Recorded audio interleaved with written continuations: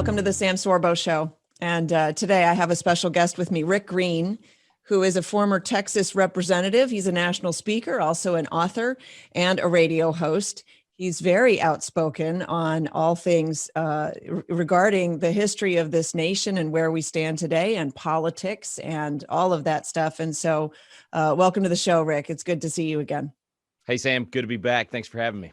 So we set this, you were on the show last week, actually, and it just didn't seem like there was enough time. And I knew that there was going to be some heavy stuff coming down the pike this week. Obviously, we all did. That wasn't like any kind of prescience on my part, but I thought, come back on for a full hour. Let's really dive into this and take it apart for people. And frankly, for me, I need some help here.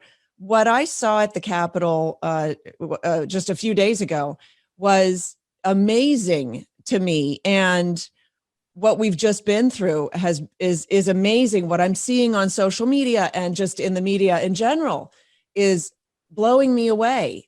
So where do you want to start?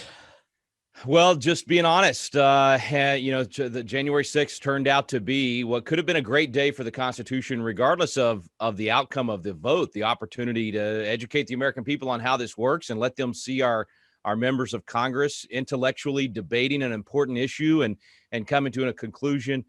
Instead of that, Sam, I see it as probably the greatest victory for cultural Marxism in my lifetime, and the greatest defeat for those who love the Constitution and love America and love what we stand for.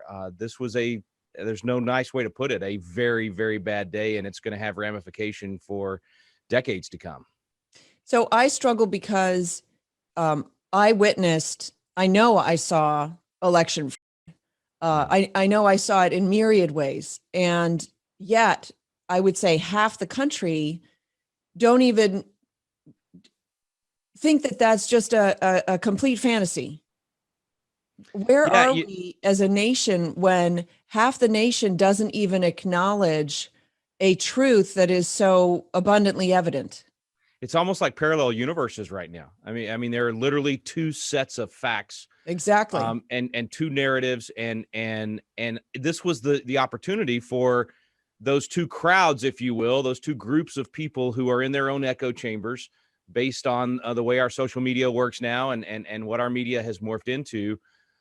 It was an opportunity for those two groups to finally be listening to the same folks and finally be, sitting down and having a peaceful discussion to come to a resolution of what we disagreed on, to finally hear a lot of those facts from those states be presented. And it was hijacked. And unfortunately, those members of Congress who came in willing to debate and object in order to debate and then debate those issues had their decisions changed, not by the debate or by principles, but by emotion and violence. And that's a sad day for our country and for our Constitution. Do you see the way that it's depicted in the news these days? Do you struggle with that? Oh man. I mean, it's, I knew as soon as the breach at the Capitol occurred, I started grieving because, we know how this works. We know how that will be used. We know the double standard. We know the images will forever be painted against anyone who calls himself a patriot or loves the Constitution or wants to uphold the rule of law and the way our Constitution works. What we saw at the Capitol will now be, we will be accused of that, even though we came out immediately and said how wrong it was and how evil it was, and the destruction of property like this should never be done. Sam, I think that unfortunately those who wrapped themselves in the flag and destroyed property in that way have done more damage to our cause than those who desecrated the flag and burned cities for the last 7 months. That's not fair. That's not just. I mean, that's just the facts. That's the way that the left will use this. And I think a lot of people got caught up in what happened on that day. I think there's no doubt there were anarchists that antagonized and created the scenario and abused the situation. I think our side was ill prepared. I don't think in any way that Donald Trump revved up a crowd or incited all these things that he's being claimed of right now. If you watch the speeches, nothing like that happened. But this is a very, very dangerous situation now because of what happened and how it's being used against us. If you watch the speeches afterwards, I'm telling you, I watched every speech by every senator and congressman because I had to take my own medicine. I had said earlier in the day at about 1:30 when the good speeches were going on. I mean, there were great speeches happening from both sides. I mean, I found myself listening to Adam Schiff make his argument for why the electors should be accepted. I think this is a good speech. I mean, he's making good points, even though I disagree with him. And it was a great opportunity for debate. And so I was on some TV show at the time as we were watching this stuff happen live. And I said, man, wouldn't it be great if people would just sit down and listen to both sides of the debate and then decide what their position will be on what happened? And so after everything, all the riots and they came back together, I said, well, I guess I have to take my own medicine and sit and listen and watch every speech, even though the tone obviously changed and it became, a lot of sanctimonious, self-righteous, I think, hypocrisy from those who would not speak out against the rioting all summer long as our cities burned because it was their activist. Now, all of a sudden that it was at their doorstep and they could place the blame on conservatives.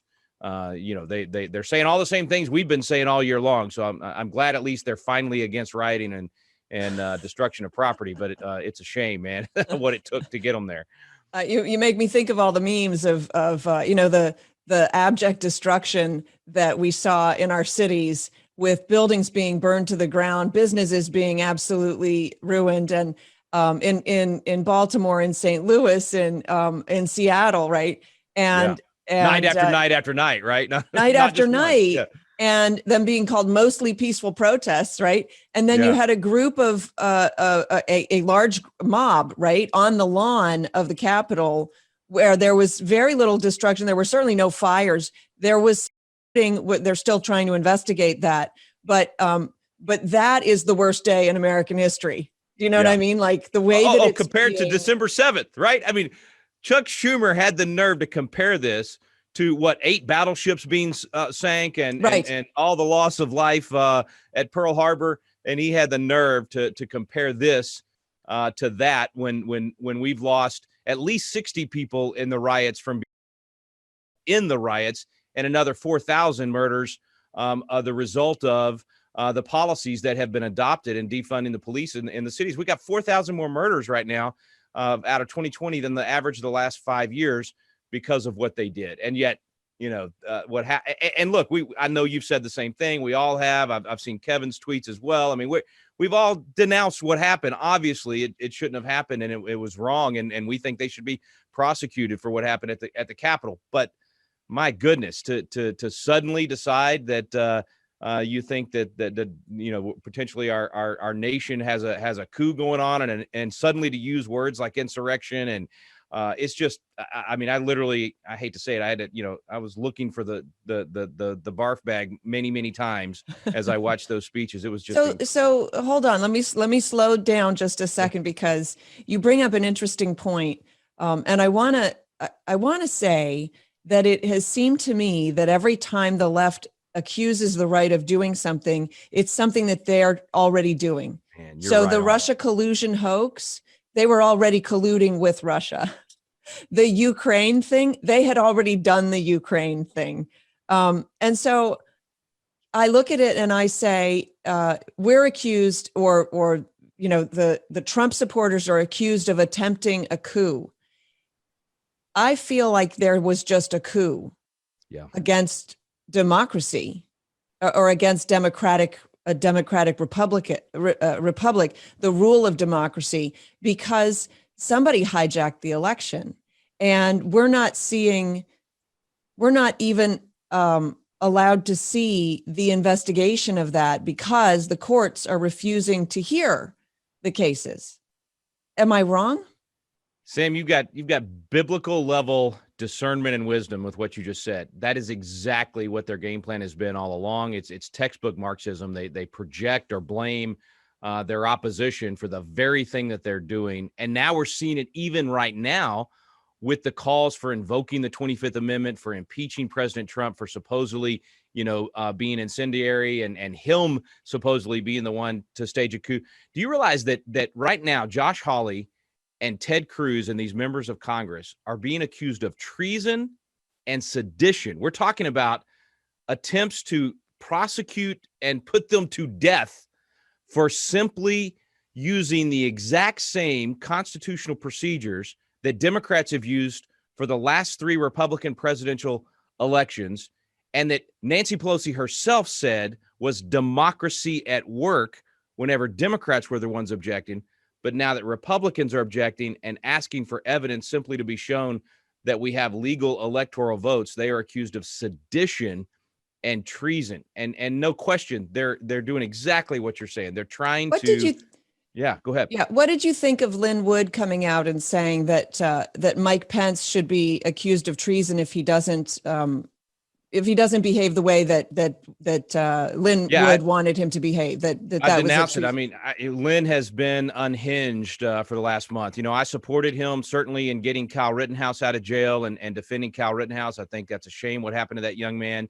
And I even donated to the cause to help get this kid that was using the Second Amendment appropriately and actually very tactically well, by the way, if you watch the videos, and how he did not hurt anyone that was innocent. And so I was so disappointed when first Lynn called for people not to vote in Georgia. That's the dumbest plan you could possibly come up with for how to properly protest a bad election system.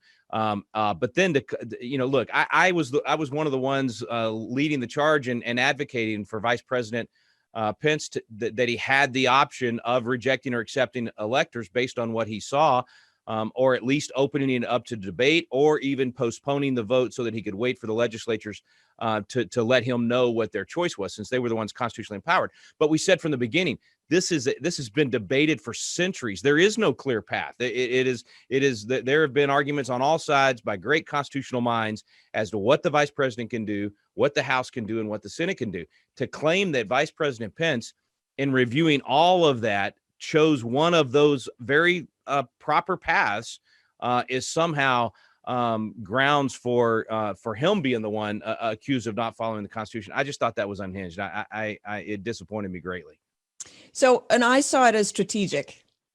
Not that I'm not, I didn't condemn it because I wondered, because there's so much that's happening behind the scenes that I can't possibly know. And I know that, right? Yeah. And so I looked at it and I saw it as possibly, and I'm not excusing it. I'm just saying, well, what if it was a strategic move in order to lay ground cover so that, cover fire so that Pence could do the right thing and say, I had to do it this way because otherwise I'd be accused of treason.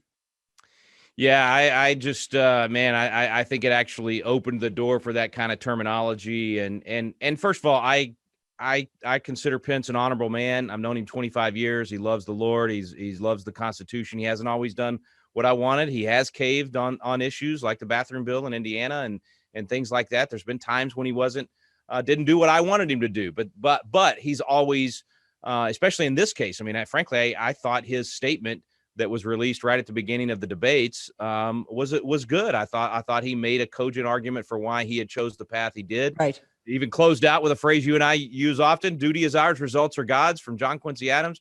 Right. So yeah, I think all of this talk of treason and these extreme examples, when all we're asking for is debate, and all we're asking for is the Constitution to be followed, and I think we all think, not we all, but most of us realize, even Democrats, 17% of Democrats, as Cruz said, that the election was not accurate, that there was illegal actions taking place, and so it causes us to doubt the outcome. It's going to cause us to not want to follow things that are passed by this president or signed by this president.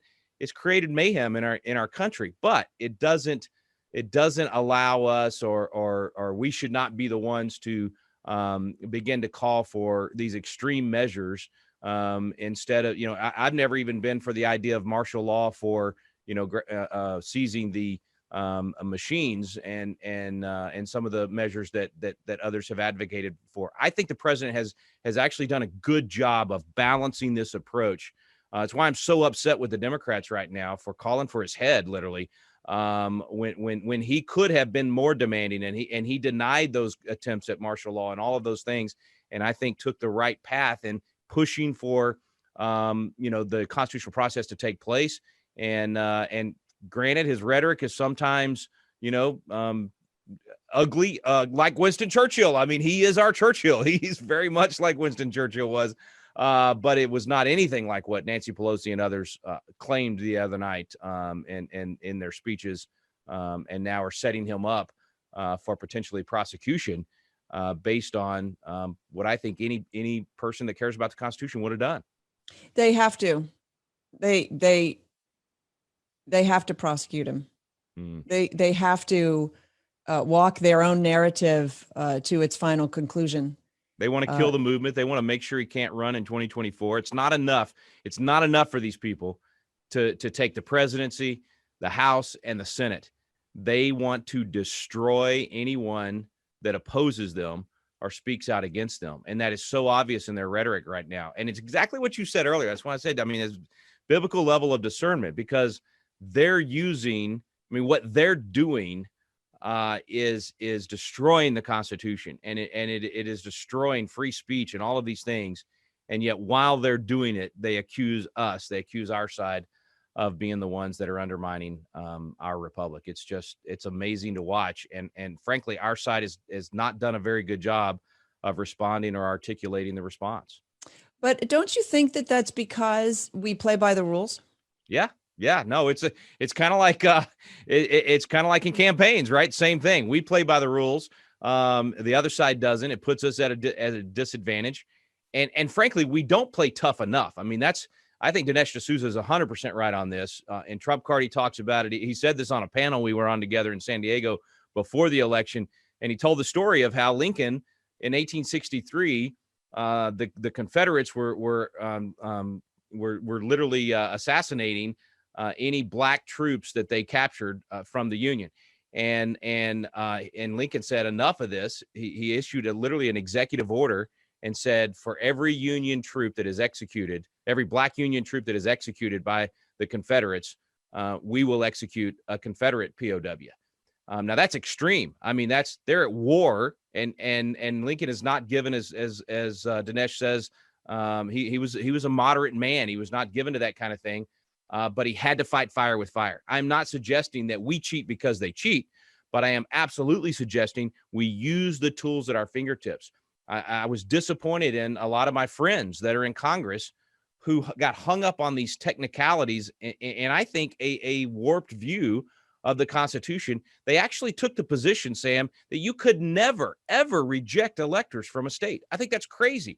If a state is taken over by some radical dictator and their legislature disbanded, and the dictator sends a slate of electors to Washington, D.C., are we supposed to accept those and not object to those? And that's what these... Didn't multiple states send more than one set of electors? They did, yes. So how did they choose which electors? Did they accept them all? Exactly right. How is the vice president and Congress to open and count electors if they have two slates of electors? Now, granted, they did try to stack the deck here and say that, well, based on the 1887 law, only this slate of electors is signed by the governor. But that's why Louis Gohmert and others raised the constitutional questions that are legitimate constitutional questions of who can authorize the electors, who has the power. The Constitution only empowers the legislature. There's nothing about governors. They debated this at the Constitutional Convention. They didn't want governors making these decisions about the presidency. And that's what we were trying to debate. That's what the objections were all about. And you have states where actually the scenario I just described is not far off. We had dictators changing election law at the last minute in these states because they had been dictators all year long with regard to COVID, making up law on their own without their legislatures. They did that with regard to election law, and we're not supposed to question the outcome of that election whenever they broke the Constitution. That's a tough, the problem that I see is we're still trying to color inside the lines. Yeah. But they're busy erasing the lines. Yeah. Yeah. And so if they erase the lines faster than we can color, then the picture's theirs. The analogy falls apart, but you see what I'm saying. No, I see exactly what you're saying. I'll try another analogy. I've been saying, my friends Chip Roy and Tom Cotton and all these guys, that it's like it's like they're having this nice sweet, high school debate, while the other side is in the trenches scratching and clawing and destroying our country. And I wasn't even asking these guys to do something extra constitutional. I was asking them to do what constitutionalists have argued for centuries was allowed. This goes back to, literally 1821, they had a massive debate on this in the joint session. So much so they had to gavel down people that were screaming and yelling. And in that election, Sam, it wasn't even going to change the outcome. Monroe won in a landslide, and they were debating the Missouri electors because they knew a precedent would be set. And they said, does the vice president have power? Does the House have power? Does the Senate? Right.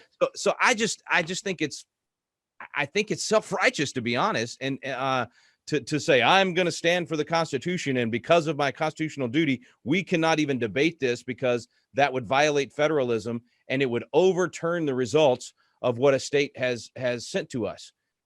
That's ignoring what the real battlefield is and allowing for a speech that makes you sound like a constitutionalist, but in fact is ignoring the forest for the trees. So this brings me to another point. I've seen at least one article now saying, hey, maybe the United States is going to fall apart. Have you seen that? Yeah. I'm getting a lot of calls and emails and people saying, should we secede? Should we do this? Are we done? Is it time for a national divorce? Sam, I tell you, it feels like that. I hope that's not where we are. I believe we can still save the republic if we actually engage enough, if churches get engaged, if the 30 million Christians that stayed home get off their rears and actually get engaged in the process and do their duty as citizens. Even states like California could be saved. But it requires the church to wake up, and it requires citizens to do their duty and not expect some president to save the day. We put our faith in one election and think that that's going to turn everything around. It takes hard work to have a free nation, to have a republic. It takes citizen activity. If you don't want dictatorships, then you got to be citizens that are engaged in the process, right? And I do think we're split at a point where we do have parallel universes. I think part of the solution is getting back to true federalism, to actually allow the states to do what they want in terms of their environments and their laws, not having the federal government dictate to us, and have the court. The court's been so meddling in our lives for the last 50 years. And this year they've not done the one thing we've asked them to do in the Constitution, defend the Constitution. The one time they're supposed to be involved. It does feel like it's going only one way. It only ever falls the one way. Heads they win, tails we lose. But I'm going to go back to what you started this portion. Anyway, the way you started this thought, let's say, if we don't want to live under a dictatorship. Yeah. If we don't want to live under a dictatorship. And then the question is, maybe we do. Yeah. Because I would put to you that maybe more than half of the public prefer a dictatorship. Sorry about that. I'm coming right back to you. Oh, something happened. Okay. I'm not sure what happened. Some technology thing. Were you so offended by what I just said that you signed off? Well, since I have a face for radio, it made more sense to just have a black screen and I would talk instead of be seen. Yeah.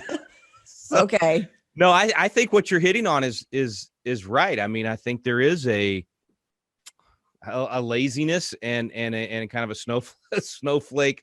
Well, mind you, we've been educated to think that the dictatorship is the way to go. And that they'll take care of us, right? We're told to listen to our teachers. We're not allowed to speak out. You have to raise your hand in class in order to ask permission to ask a question. So you're not allowed to learn unless somebody determines that you're worthy of learning. We move to the sound of a bell. We've all been basically conditioned. Honestly, it's a wonder that anybody wants to be free. Yeah. To the conditioning that we undergo. It's conditioned. We've been conditioned in that way. And now we have a snowflake generation. Instead of being the land of the free and the brave, we've become the land of the timid and easily imprisoned, frankly. It's even gotten to the point, Sam, where I tell my kids when we separate to head different ways, instead of saying be safe, I say be dangerous. Be dangerous to the enemy, be an existential threat to tyranny. There was a great, do you remember when that the first space shuttle disaster, I was in high school, I was a freshman in high school, and Reagan came out and he gave this this incredible speech, one of the best ones that he gave. Peggy Noonan wrote it, and he said in that speech, the future does not belong to the faint-hearted, but to the brave. And he literally looked at the camera, and I was a school kid. I mean, he looked at the children of our nation, and he said, I know you're struggling with this, and you may wonder why we would explore space and do all of these things, but everyone on that shuttle knew what they were doing, and they signed up for that kind of not just adventure, but that necessary expansion of mankind, and don't let it intimidate you. And I just remember it being such a great incentive to be courageous and not be intimidated. Where is that right now? Right? Where are those people that will stand up and say, I'm not going to be a snowflake and be intimidated? We need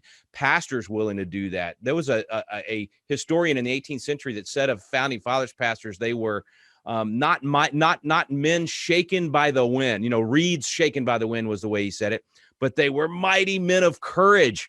And that's what we need right now in our pulpits and in our homes, and to talk about those kind of examples and challenge our people, so that we're not conditioned to just follow whatever the guy on television or the lady on television says, but instead start thinking for ourselves and start being courageous. At least courage is contagious.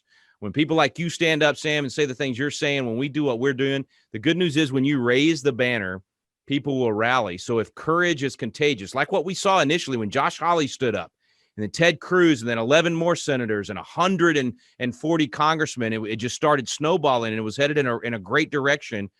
Courage is contagious. So let's all be super spreaders. Let's be super spreaders of courage. So courage is contagious, but also leadership. If you take the role of leadership, people will follow, because people seek to follow. Yeah. And it reminds me, if you go back in the Bible, they demanded a king. Yeah. They said to God, it's not enough. We need a king. Please give us a king. We want a king. And God said, no, you don't. You don't want to. Yeah. No, we do.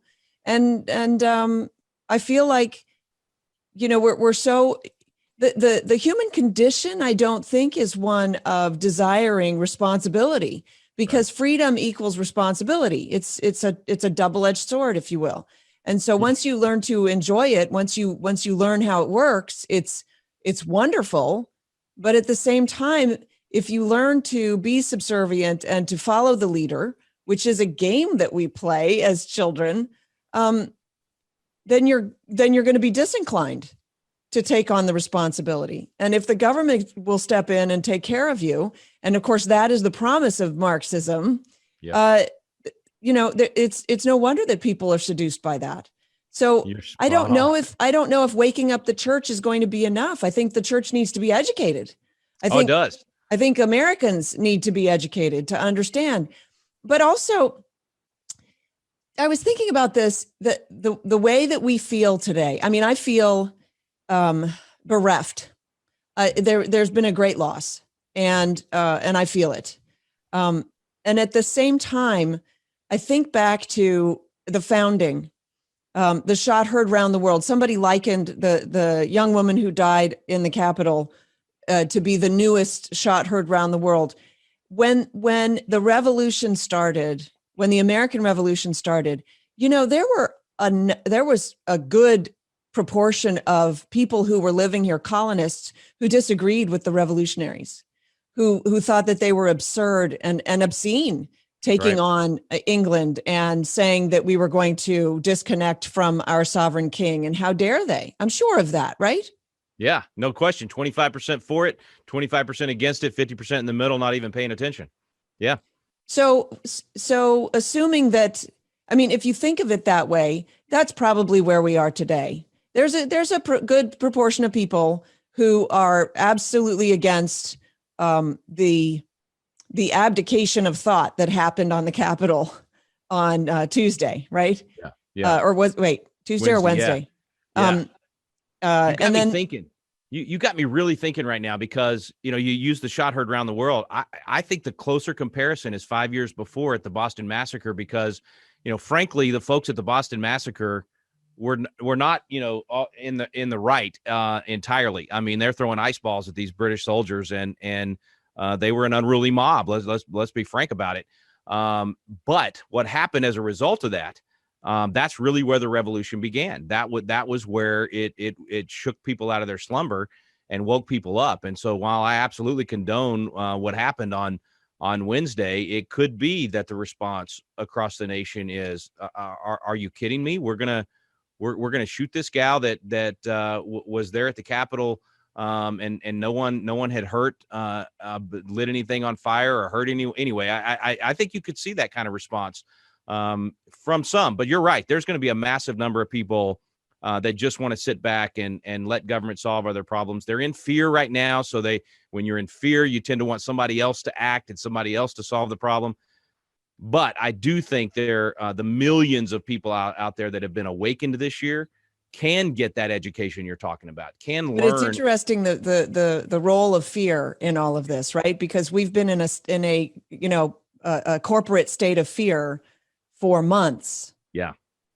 Oh, this has been I mean, you look at the progression of what's happened. It is like I said, a Marxist textbook Marxist plan. What has happened over the last year. The Marxism thing was for 50 years has been in the classroom, theoretical, and for about 30 years in politics with what Alinsky taught the Clintons and the Obamas and others. And now for the last 9 months, we've seen it in our streets, being used by dictators in governors' mansions across the country, and then by those in the streets creating violence. And then we saw it in the election process. So you can bet, I mean, they're winning right now. They're winning the culture war. And that's why we've got to get smart. We've got to get tactical. We've got to understand rhetoric and how to fight the propaganda machine, because that's where they're really going to be hammering us in the coming months and years. And it's an astonishment. I'm absolutely flabbergasted that Twitter and Facebook saw fit to remove Donald Trump, literally the sitting president of the United States. Yeah, removed. Silence the president of the United States. Now they are somehow. And by the way, they weren't the first to do it, because the network stopped carrying his rallies and stuff. Yeah, so, yeah. And don't forget what he. I mean, he called for the mob to stop. No, they didn't want to hear that. But they didn't want it. That exactly right. That didn't fit the narrative that he was calling for the mob. So actually, I wanted to ask you, what laws were broken? You're talking about on Wednesday? Yeah. Well, I would say first, just the breaching of the barriers. And now, granted, there's two different stories out there right now. There's clear video of the police letting. What's the name? What's the sort of provincial term for the Capitol building? I'm not sure. What do you mean? Isn't it called the People's House? Oh, I got you. Okay. Yeah. Sure. But so I do think laws were broken. There were some barriers that belonged to. Well, there were barriers that were broken. I think you have the right to make sure that even in a peaceable assembly, that there are limits to where you can go in a building at that time, even to the House floor itself. And I mean, if you want to get specific, when you start breaking windows, and literally beating down doors, taking doors off of hinges and literally breaking windows, and I would say at that point you're definitely destroying public property. And right. And there does have to be some level of, I mean, look, I've been to that Capitol many times. And even Barton the other day on our radio program said, he's been there 1,000 times. He said, I've never, ever been there and seen the Capitol Police not be able to handle a situation and not be prepared for it. And in this case, they weren't. I mean, why was it that on one side of the building, they were literally opening the barriers? The Capitol Police was, and right. inviting people in. Right. I heard that. Yeah, I mean, I've seen the videos. I can't figure it out. I can't put it together. It is a strange situation. I've talked to people that were there. There's no doubt there were Antifa instigators that infiltrated. It wasn't all of them. I mean, obviously there were Trump supporters in there as well that were fed up and I think maybe got caught up in the process, but they were absolutely wrong for what they did. But it is weird what happened. I can't understand how there were places where there was no sense of violence and everybody's walking around taking pictures and in right. the Capitol peacefully. And right. then there's clear video of major clashes. I think you probably know Michelle Bachmann. She was there, former Congresswoman. She was there in the prayer room. I don't know if you've been in there, but there's a private prayer room off the side from the House floor.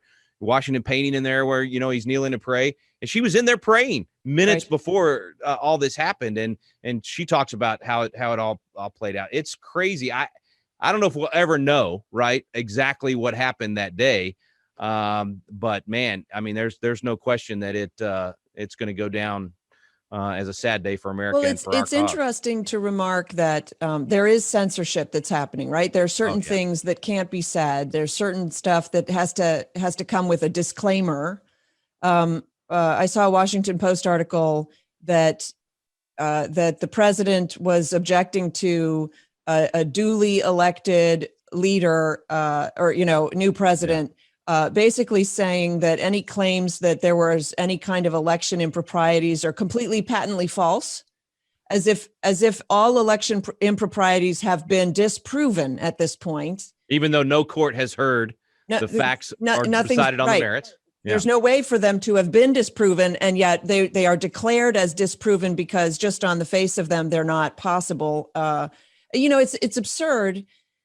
And the one thing that springs to my mind is every time I see a disclaimer that Twitter puts on, or YouTube or Facebook, whatever, that says this is a disputed claim, the only reason they put that on has to be because it's true. That it's actually disputed. That's a great point. Yeah. So if it's disputed, why are we not allowed to hear both sides? I mean, to stop free speech. If it's something that hasn't been proven, then just let it go. Exactly. Because it's true, they have to say it's been disputed. It's an odd thing that actually sort of gives me hope, because the truth will out. The truth is the truth, and it's impermeable. It's intolerant, by the way. The truth is the most intolerant thing there is. That's right. So I go back to the story of Gideon and whittling down the troops to 300, and these ideas that just because you're the underdog doesn't mean that you give up the fight. That's right. But I do have this sense of tremendous loss, and it's not the Trump presidency. That's right. It's the loss of truth. It's the loss of honor. It's the fact that so many in this republic are willing to betray honesty in order to get what they want. Yeah, the lack of intellectual integrity and honesty in debate is lost right now. You said it. I mean, it wasn't about it. This whole thing was not about Trump or Biden. It was about the constitutional process. It was about the election process and us having faith in elections and the process being followed. But Sam, what we're seeing, I mean, this is the part that bothers me the most. It is literally a mirror image of 1931, 32, 33 in Germany. The limitation on free speech and using safety as a reason to not allow people to assemble, using emergency powers to take away those rights. That people of Germany had all the same things we have in our Bill of Rights in early 1930s. And then the Reichstag fire that was used to literally implement and the Enabling Act and ultimately hand over the dictatorial powers to Hitler. I mean, that sounds far-fetched, but we're watching those types of things happen very, very similar to what happened less than 100 years ago. And I don't say that to scare people. I say that to say, study history. Let's make sure we don't repeat those kind of mistakes. And let's get informed and get active because, I mean, there is no question what the other side wants. They're shouting it from the rooftops right now. I mean, We're literally the new want Jews. to silence. We're what? We're the new Jews. Well, I'm telling you.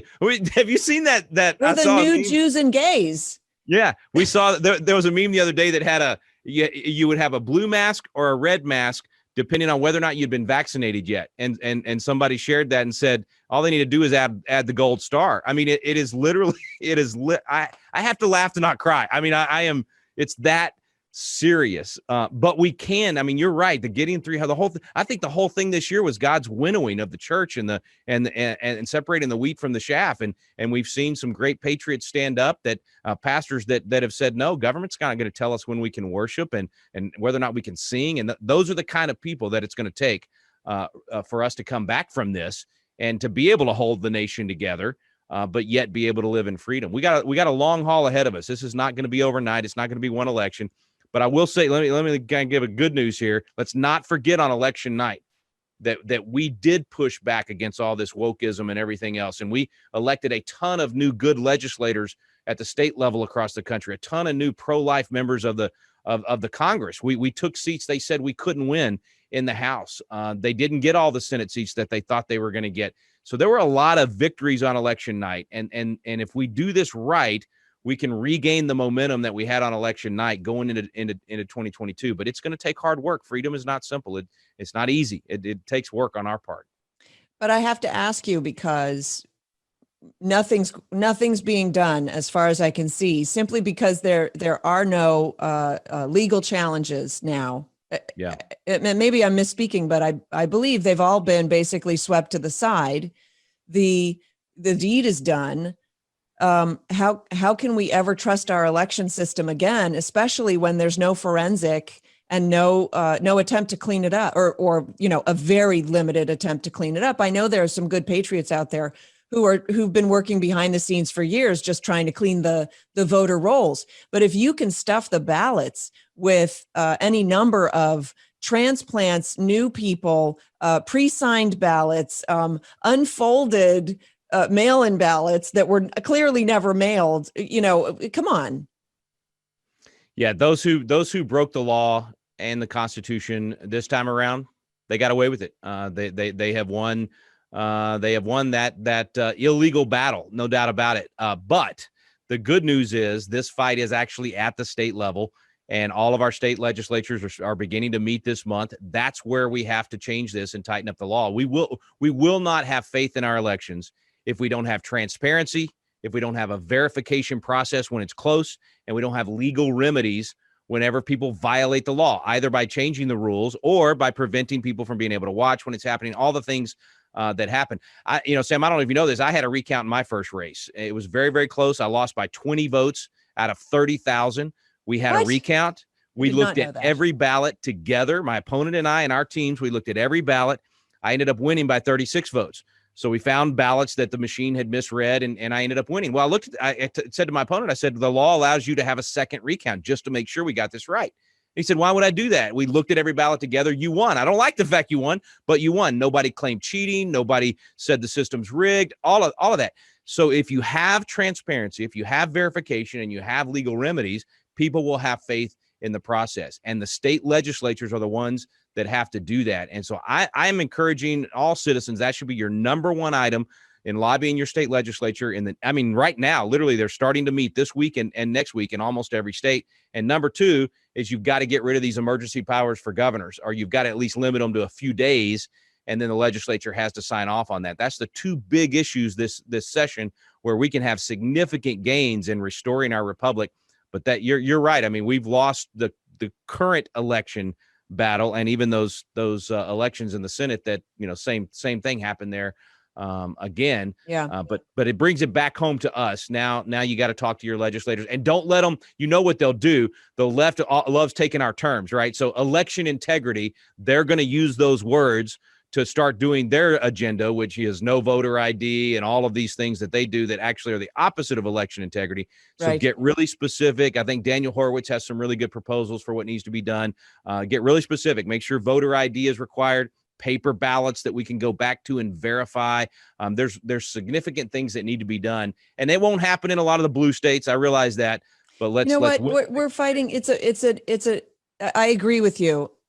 It's an even bigger battle than that, because, and to a large extent, it's a spiritual battle. Yeah. There are people who are in leadership today who don't believe in the vote. They'd rather not have a vote. They don't believe in life. They'd rather not have to deal with certain human beings, and they'd be perfectly okay with killing them. I don't say this lightly, but it's the truth. And the way that we've been teaching our children in school, we're teaching them that America really hasn't any value, and it's not worth preserving, and it needs to be changed. And the Constitution, it might have served a purpose, but it's systemically racist, and it's a terrible document, and all of these things. And so they've muddied the water to such a degree that it's going to be hard to find the remnant, the people who are really I don't mean it's going to be hard to find them. What I mean is we are so diluted at this point. that that it's going to take a very strong small kernel of people who really believe this. And when I see people out there denouncing here's the thing: the people who showed up in Washington, by and large, mostly peaceful, but we're not allowed to say it was a mostly peaceful protest. And by the way, nothing got burned down. Nothing was destroyed. Okay, there was some damage, but you can't call that destroyed. A window broken is not a destruction of a building. And that shouldn't have happened. Everybody agrees that shouldn't have happened. Right. Hey, what you said a while ago is really important. You put your finger on it. What you're identifying is what's been festering underneath for nearly 100 years now. The real root cause of all of this is civic ignorance, not knowing who we are as a people, where we came from, what we actually did as a people. So we've bought the Marxist lies all year long about how evil America is. Right. And we've lost the formula that produced our nation. George Washington said in his farewell address, he said, religion and morality are indispensable supports of political prosperity. What we saw on Wednesday was not political prosperity. What we've seen all year long is not political prosperity. We're losing freedom and unity and all of those things. Why? Because we lost religion and morality. At the heart of it, our nation became the most powerful, most free, most benevolent, most prosperous nation in history. Why? Because of the biblical influence, because of the religion and morality. That's what produces liberty. You can't have liberty if you don't have morality, and you don't have morality if you don't have religion. And that's why the salt and light has to happen again. There has to be this influence on the culture from the answers that are true. And we know that biblical influence produced what we have. We've got about 4,000 Constitution coaches around the country now that are hosting these classes in their living rooms or their churches. And now we've got this new course coming out called Biblical Citizenship in Modern America, with Kirk Cameron and a bunch of folks like that giving the story of the secret sauce that produced this. That's what we've lost. And most of the nation is no longer has a biblical worldview. So that's what we're up against. We've lost the culture war. And so now we have to come back and not just win elections. We have to win the culture. Entertainment, what you guys do. I mean, we abdicated entertainment for so long. The church did, and let the other side have it. And the high priest of thought in our nation became the values you got from the movies when you sat down. So what y'all are doing in entertainment and others are doing to take that back and actually use it as a realm of influence is vital. We got to do the same thing in journalism and education and all of these areas that we just stepped out of. I mean, frankly, the church failed when it stepped back and stopped being salt and light. So if we're truly going to fulfill the Great Commission, we have to make disciples. And we do that by what Jesus said, teaching them to obey everything I've commanded you. We got to stop thinking that being the church is 52 salvation messages a year. It's making disciples. It's applying the best answer book in the history of mankind, the one given to us by the Creator, actually applying that to our lives, including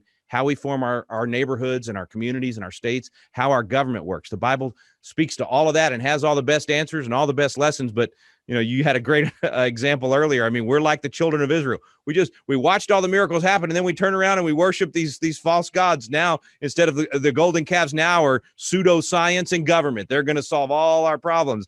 So we got to wake people up and shake them out of their slumber and get them convicted and teach them truth, and then get the action going. I'm not guaranteeing it's going to happen. I don't know what's going to happen to America. We may be marching off to 70 years of captivity, but that's when God said, I know the plans I have for you, right? Yeah. We got it on the coffee mugs. We got it on the pillows. We love talking about, I know the plans I have for you. We forget they were headed off to 70 years of captivity. I hope that's not happening, but let's just know God is in charge. We have a role to play, and we know what to do if we'll just do it.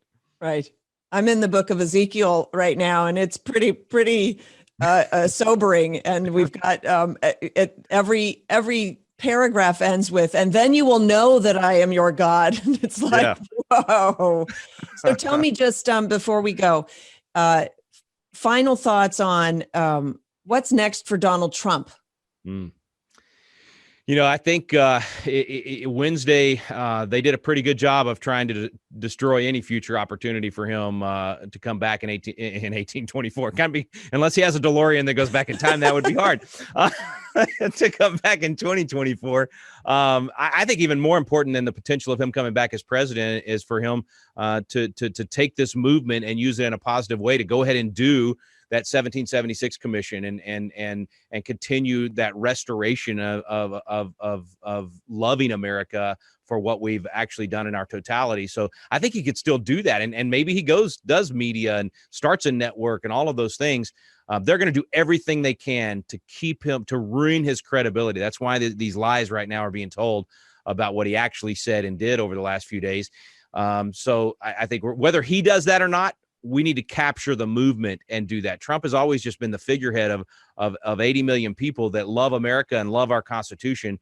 And so we need a lot of folks in communities to rise up and capture that and move forward with that movement, running for city council, school board, county commissioner, create sanctuary counties where we're not going to allow this COVID fascism anymore. We're not going to allow some of the things that are going to come down the pike from these Marxists that have taken over our federal government. We're going to need some safe havens and some sanctuary counties to prevent that stuff from happening. So we're going to have to be a lot of little mini Trumpers, I guess, around the country. And I think that's there. I think there are a lot of great folks that can do that.